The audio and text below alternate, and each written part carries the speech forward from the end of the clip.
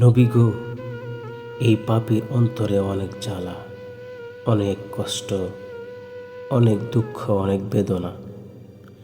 মনের ভেতর বিরহের আগুন দাউ দাউ কইরা জ্বলতাছে। কলিজা পুইরা আঙ্গার হয়ে গেছে। কেন এমন হয়েছে কেউ জানে না, আর জানবেই বা কেন? আমি যে কাউরে বলি নাই। তবে আজ আপনার কাছে সব খুইলা বলব। সেদিন একজনে কইল, আপনি নাকি 40 বছর পর্যন্ত আরব মতো পোশাক পরছেন, তাগো মতো খাবার খাইছেন, তাগো মতো বিবাহ শাদী করছেন, সব কিছু নাকি তাগো মতোই করছেন।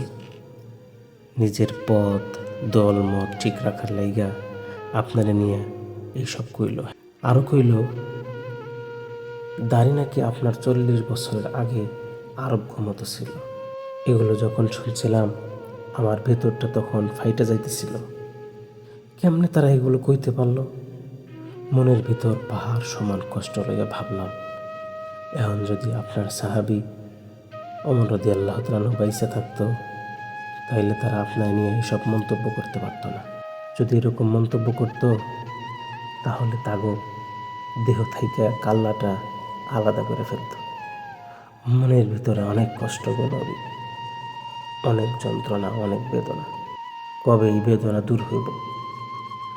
আপনারা লইয়া যারা এসব কুৎসাহ রটনা করে, যারা কুৎসাহ রটায়, তাদের মনের ভিতরে কি একটু ভয় হয় না? তাদের মনের ভিতরে কি একটু মায়া লাগে না? আল্লাহর ভয় কি তাগো ভিতরে নাই?